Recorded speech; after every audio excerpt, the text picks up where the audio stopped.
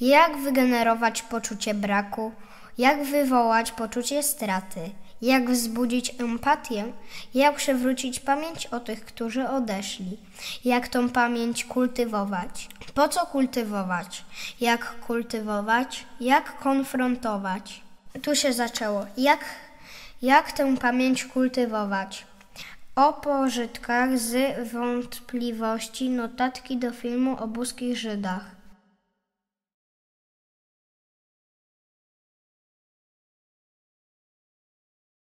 A co w ogóle myślisz o tym tekście? Nie wiem, co to słowo oznaczy. Kultywować?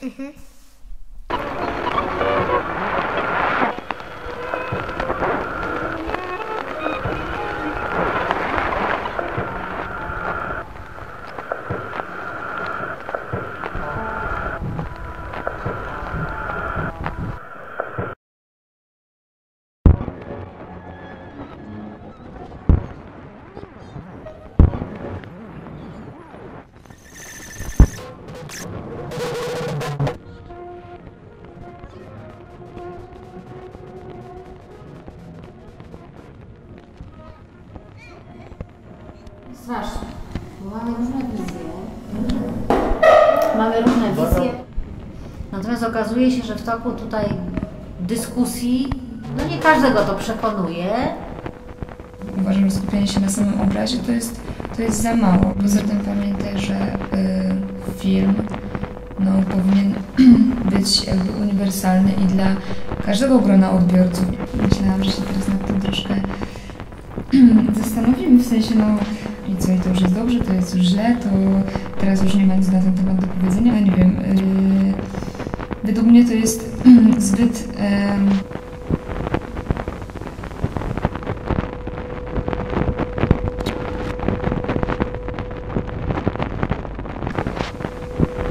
nie masz już. Nie masz w Polsce żydowskich miasteczek. W Hrubieszowie, Karczewie, Brodach, Falenicy próżno byś szukał w oknach zapalonych świeczek i śpiewu nasłuchiwał z drewnianej bożnicy. Znikły resztki ostatnie, żydowskie łachmany. Krew piaskiem przysypano, ślady uprzątnięto i wapnem sinem czysto wybielono ściany, jak po zarazie jakiejś lub na wielkie święto. Błyszczy tu księżyc jeden, chłodny, blady, obcy. Już za miastem na szosie, gdy noc się rozpala, krewni moi żydowscy, poetyczni chłopcy nie odnajdą 2 złotych księżyców Szagala. Te księżyce nad inną już chodzą planetą. Odfrunęły, spłoszone milczeniem ponurym. Nie masz już tych miasteczek, gdzie szewc był poetą, zegarmistrz filozofem, fryzjer trubadurem. Nie masz już tych miasteczek.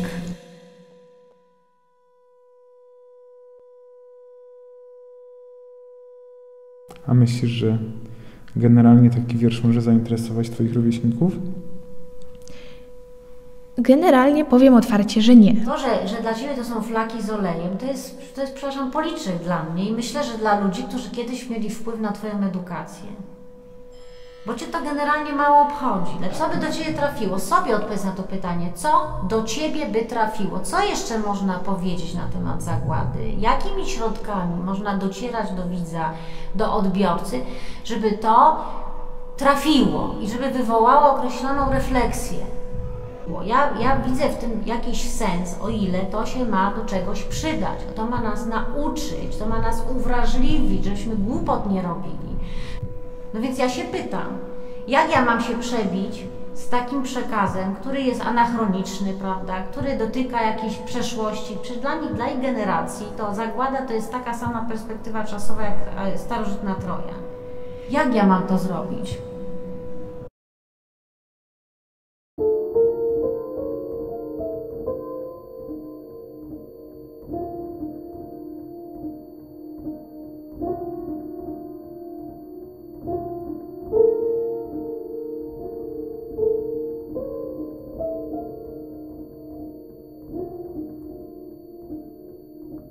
Busko, będąc własnością zakonną, przez wiele lat było miastem niedostępnym dla Żydów.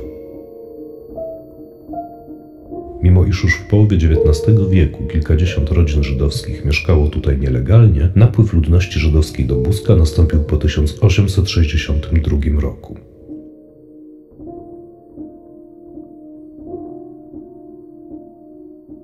W dwudziestoleciu międzywojennym Żydzi stanowili około 1/3 mieszkańców miasta, zamieszkiwali przede wszystkim przy ulicy Szewskiej i Stopnickiej. Wspomina Zdzisław Osiński. Pierwszym żydowskim mieszkańcem Buska był, zdaje się, Lejbuś Finkelhaus. W 1839 roku objął po generale Feliksie Żałuskim dzierżawę propinacji, czyli zezwolenie na sprzedaż alkoholi. W okresie międzywojennym Żydzi buscy trudnili się handlem, rzadziej rzemiosłem, a już nigdy nie widziałem zwykłego robotnika, tzw. łopaciarza, narodowości żydowskiej. Jak zrobić teraz, żeby przeciętny 15-latek, który lubi grać w piłkę, nie przeszedł kolejnego obrazka obojętny? Macie jakiś pomysł? Jak ktoś ma pomysł, to podjeżdżam z mikrofonem. Może do tych rówieśników, jakby to miał dotrzeć, to jakiś dobry beat i rap zrobić. Może pokazać ich w takich sytuacjach, w jakich my się znajdujemy, że właśnie jakieś sytuacje z życia codziennego, może to by ich zainteresowało i pokazało, że to nie są jacyś ludzie z innej planety, tylko że oni są tacy jak my.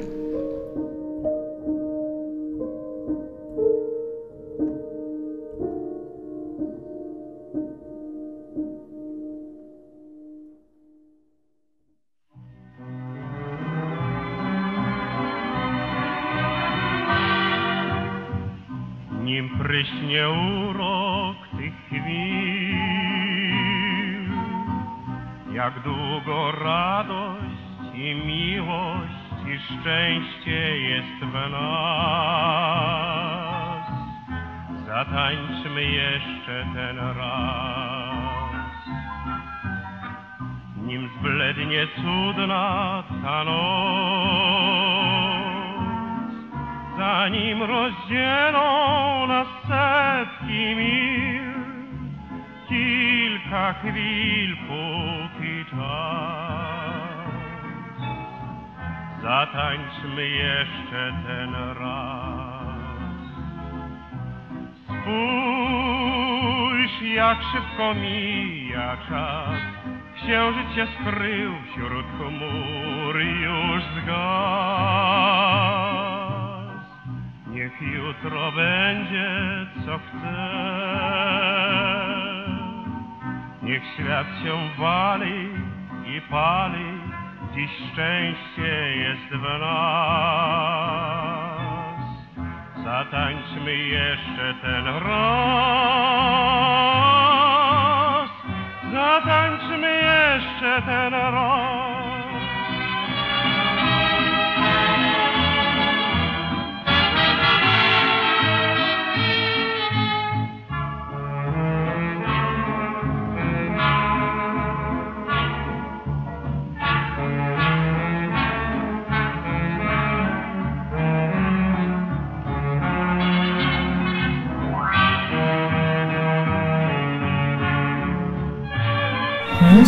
Wiadomo, że możemy rozmawiać, tylko dojdźmy też do jakichś wniosków. Brakuje ci wniosków? Brakuje mi wniosków. A powinno się jakieś wnioski wyciągnąć, tak, z tego, co było w przeszłości. No i teraz pytanie, no co tu zrobić? Czy po pierwsze jest sens? Niektórzy powiedzą, że to nie ma sensu, że nie mamy wpływu w ogóle na nic.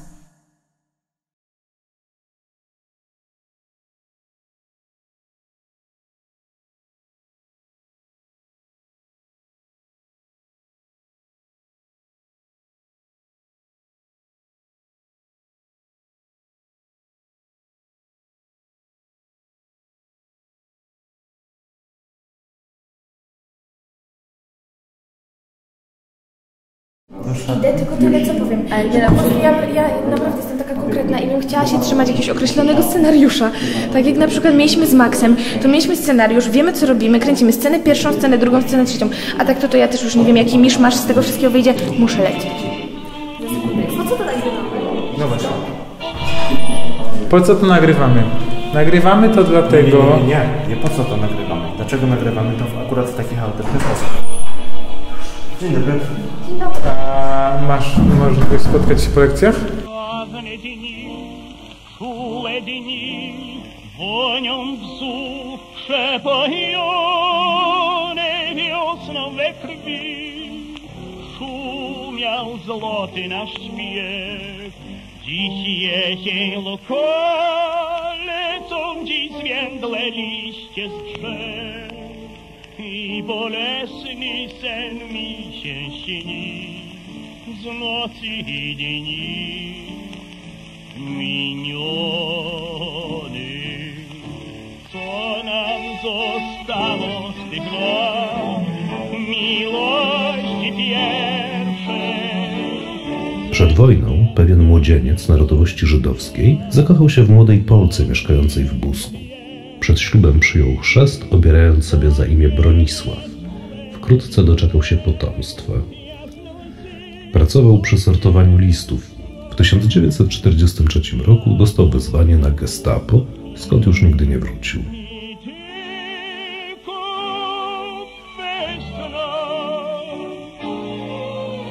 Przed wojną pewien młodzieniec narodowości polskiej zakochał się w młodej Żydówce. Jeden cień, jeden dźwięk, jedną pieśń melancholii złączył nas los. Płyjmy razem w ten dal. Czy szczęście to, czy to śmierć, czy serdeczny żal? To na zawsze nasze już jest. Nasze już jest, choć boli, co nam zostało z tych lat miłości pierwszej.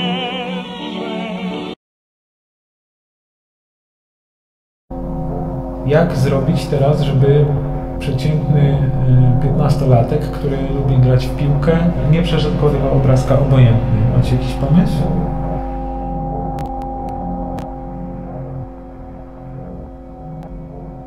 W okresie międzywojennym w Busku dzieci żydowskie korzystały z nauki w szkołach publicznych. W gimnazjum imienia marszałka Piłsudskiego splotły się losy dwóch chłopców, Bogdana Żala i Samuela Ledermana. Drugi z nich, zwany Szmulem, nie rzucał się w oczy mimo widocznego kalectwa, jak i pochodzenia. Był Żydem z pobliskiego Chmielnika.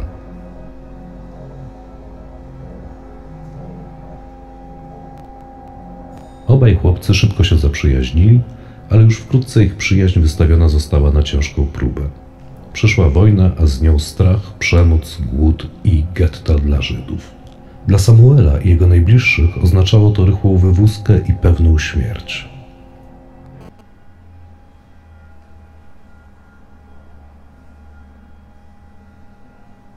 Tak też pewnie potoczyłby się ich los, gdyby nie pomoc, którą zaoferowali Żalowie.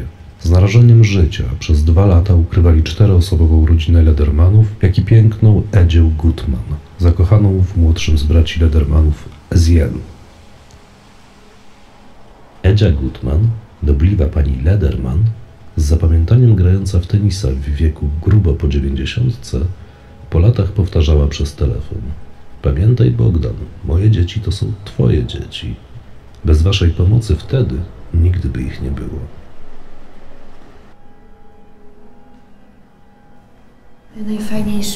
Najfajniejsza scena to była w szkole. Jak graliśmy na strychu. Bo było tak jakby staro, czy tak jak było wcześniej? Fajny był nauczyciel. Tak. Jak ci się podobało na strychu? Okej. A dlaczego? No wszystko robiliśmy od początku i sami tworzyliśmy te sytuacje. Sytuacje i ogólnie otoczenie. Mi się podobało tam na strychu, kiedy nagrywaliśmy i siedzieliśmy w ławkach i pisaliśmy ten test. Potem był nalot i potem jakbyśmy znowu wyszli po nalocie na rynek.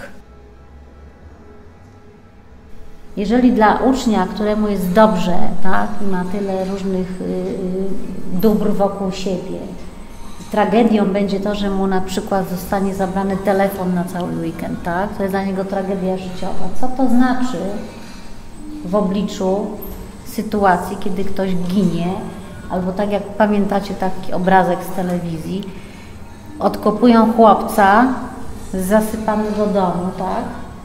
Który jest w szoku, jest cały pokrwawiony i który nawet nie zdaje sobie sprawy z tego, że jest sam, bo już nie ma całej jego rodziny.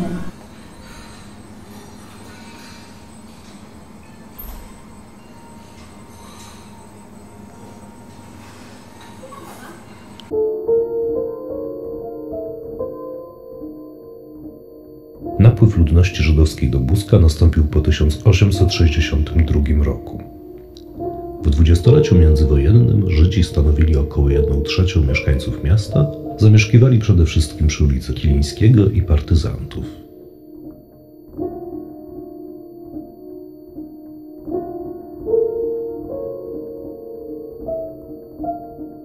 No ale wróćmy do tego kluczowego pytania, tak? No po co my ten film chcemy zrobić? Po co? Moim zdaniem jest to potrzebne jak najbardziej, bo trzeba chyba przypominać społeczeństwu, że takie coś miało miejsce. Każdy z nas jest człowiekiem, no i trzeba umieć też dostrzec tego drugiego człowieka w innej osobie. No i jeżeli to zobaczymy, no to może pojawi się jakaś myśl, żeby pomóc. Ważne w życiu jest, żeby pomagać, żeby być dobrym człowiekiem. Tyle. Co ludzie mówili na temat Żydów, jak w latach 30. emigrowali z Polski i z Europy w ogóle? Może troszkę się ich bali?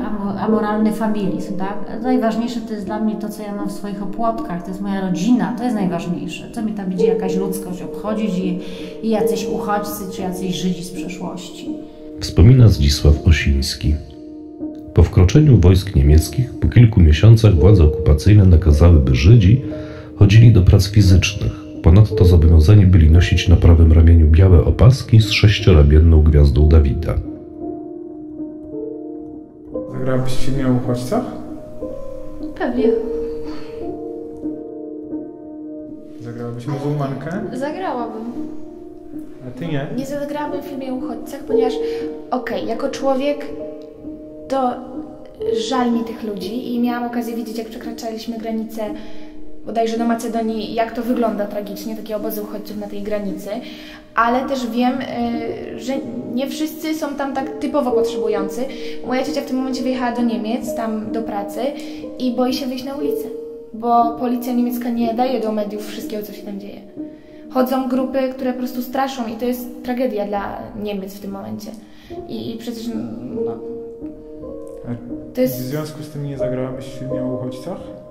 Na chwilę obecną tak, ponieważ powiedzmy w trosce o swoją na przykład rodzinę, nie chodzi tutaj, że nie zagram, bo się boję o rodzinę, po prostu mam taki odrobinę do nich niesmak, przynajmniej do części i bym nie zagrała, no mówię jak jest, prawda, no nie będę kłamać. Okej.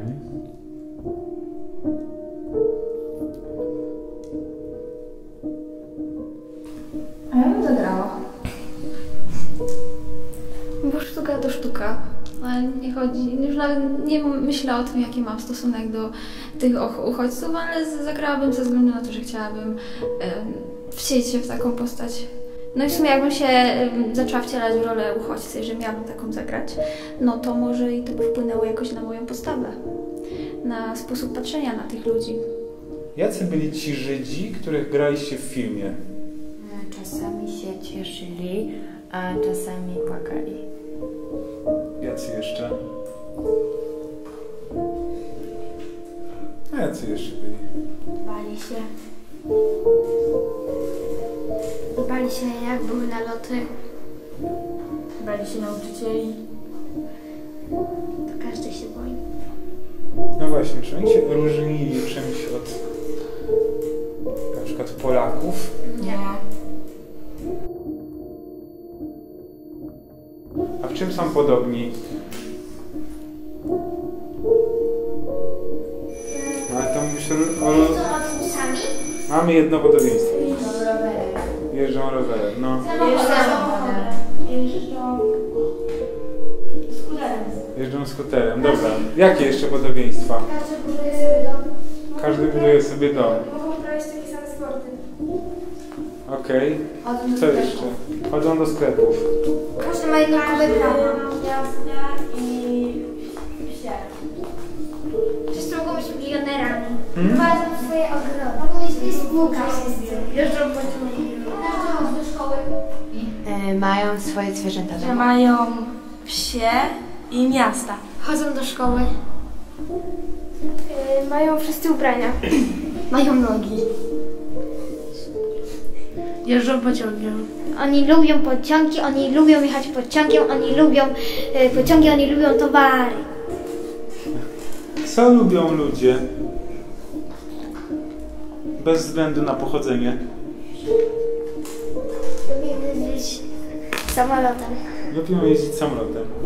A ty jak myślisz? Lubią jeździć autem. Lubią jeździć autem. Dobra. Co jeszcze lubią ludzie bez względu na pochodzenie, kulturę, wiarę, bez względu na to, gdzie się urodzili?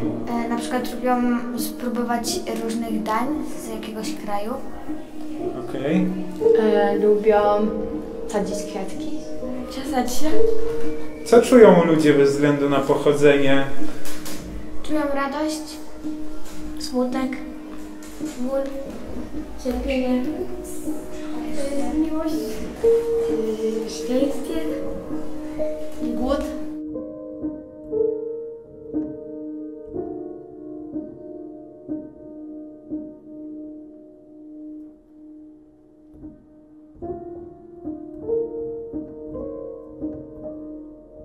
W sobotni październikowy wieczór 1942 roku kazano Żydom wyjść z domu w ciągu 5 minut i ustawić się w rzędach po 10 osób.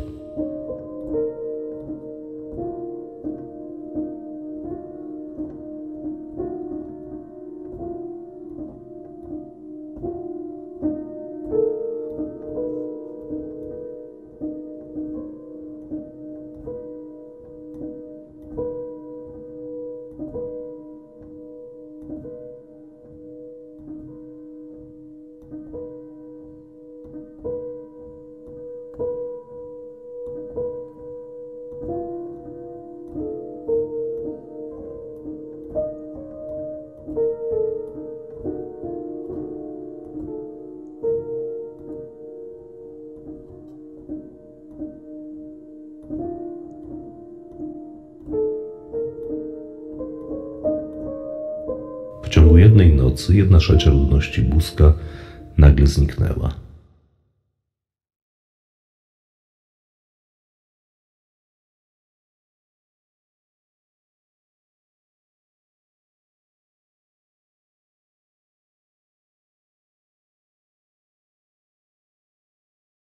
Ten epizod żydowski i doświadczenie Holokaustu czegoś nas nauczyło? Czy mamy już to przepracowane, czy może właśnie coś jest jeszcze na rzeczy?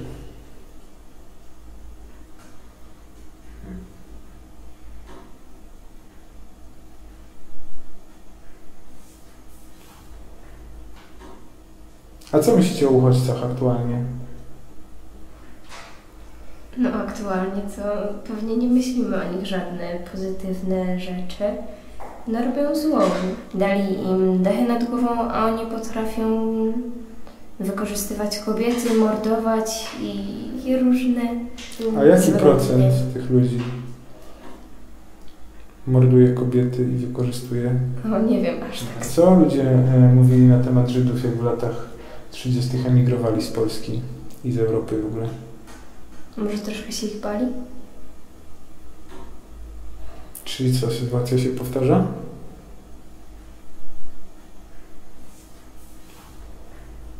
Pytanie, kiedy i jak rodzi się stereotyp na temat pewnych grup społecznych, nie? Przez niewiedzę. narzucane zdanie przez innych, tak samo. To głównie przez to, że chyba media tak nagłaśniają czasem niektóre sprawy i często właśnie pokazują ich właśnie w takim złym świetle, to też myślę, że to trochę też tak w mojej głowie rodzi takie różne stereotypy, że jednak gdyby byli niedaleko, to mogłabym się trochę czuć niepewnie. No a jaki jest twój pogląd, jak myślisz? Ja się wstrzymuję. Póki tego nie doświadczę na własnej skórze, to nie chcę oceniać, tak? Czy ten film jest o różnicach czy o podobieństwach? Ten film jest o Podobieństwa. o tym, jak żyli Żydzi podczas wojny. Okej. A czy to jest jakaś uniwersalna historia, czy nie? Tak, bo byliśmy przy zwykłych ludziach. Też Co masz na myśli? Znaczy jakby to był taki film jakby dokumentalny, to byśmy nie chodzili po Nowym Mieście i nie chodzilibyśmy przy ludziach znaczy przy sklepach ogólnie takich. Właśnie, czym była ta scena naszego wyjścia? A Sebastian... Patrzyliśmy jak ludzie zareagują na nasz wygląd. Na reakcję ludzi.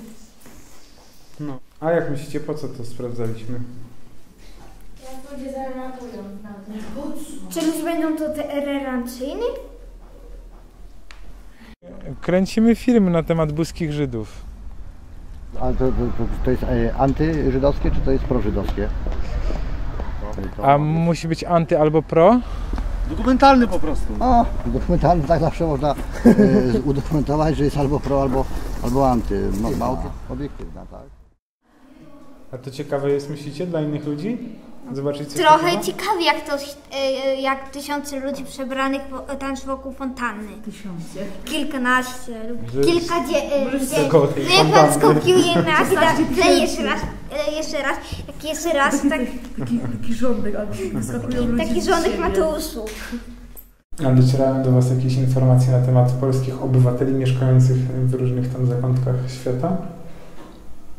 I opinie ludzi, którzy ich przyjmują do siebie? Tu też są wyrodzone różne stereotypy na temat właśnie Polaków, jacy są. W sumie tak samo podobnie jak w wypadku uchodźców. To też są jakieś właśnie te myśli i stereotypy, jacy oni tu nie są. Możemy zobaczyć, co napisałaś? Nie, że to jest przygoda kogoś spotkać obcego. A może mi jeszcze coś podpowiecie, w jaki sposób ten film ostatecznie powinien wyglądać, żeby właśnie można było się liczyć z tym, że ktoś go obejrzy z Waszych rówieśników?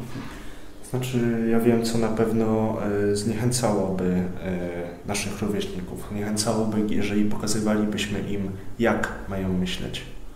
A celem tego filmu jest po prostu otworzenie oczy na informacje, a to, co oni z nimi zrobią, to zależy już od nich. A poczułeś teraz na przykład, żebym próbował forsować jakąś jedną tezę, czy właśnie narzucać swój światopogląd? Nie, to chodzi o konfrontację tego.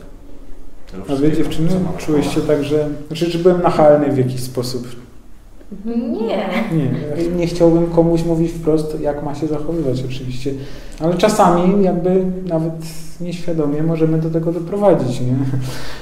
Nie bycie nachalnym, tylko bardziej nakierować nas, tak, w którą stronę mamy myśleć po prostu, jak mamy rozpatrywać po prostu tą sprawę tych Żydów, jak na przykład na przykładzie tych uchodźców, tak. A kto by przeczytał taki wiersz? On by się nam akurat przydał. Nagrany. Michał, chyba taki głos lektora. Pochwaliła. Przeczytasz, Patryk? Umiesz czytać chyba. Jak nie będziesz chciał, to nie będziemy używać tego nagrania. Przeczytasz? To ja przesunę mikrofon i przeczytaj na głos, żeby chłopaki... Słuchajcie, o czym jest ten wiersz. Jak myślicie, w którym roku był napisany ten wiersz? W 2013? 15. 15-16. No niekoniecznie, już wcześniej był problem z tymi uchodźcami przecież. Jakoś teraz, ale ciężko określić. Też 14-15. A ty mówisz, że trochę wcześniej? Płyną okręty po bezdrożach, po oceanach i po morzach. Płyną dniami, płyną nocami, płyną okręty z uchodźcami.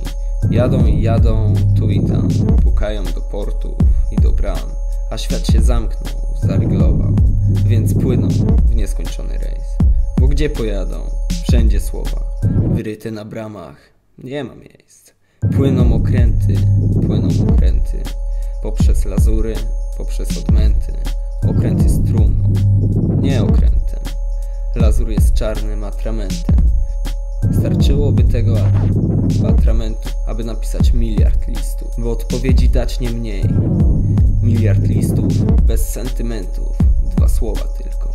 Nie ma miejsc, więc pozostają na okrętach, aby się włóczyć po odmętach. Ni to korsarze, ni to piraci, ani dziwacy jacyś bogaci, ani herosi, ni włóczykije. Ludzie bez jutra, dusze niczyje. Ludzie wypluci z ludzkich kniei. Ludzie, dla których nie ma miejsc. Kręci się, kręci kula świata. W skarby i cuda, tak jak bogata. Słońce ją kwieciem się mai. Tyle ma lądu, tyle krain. Nagle stanęła. Czy chce mieć lżej? Proszę wysiadać, nie ma miejsc. Płyną okręty, płyną okręty, płyną okręty z uchodźcami. Dzięki. Proszę. A co w ogóle myślicie, chłopaki, o tym wierszu? No cóż. Wiesz co, moim zdaniem to jest bardzo proste i nie ma co się tutaj doszukiwać jakichś tam pobocznych wątków.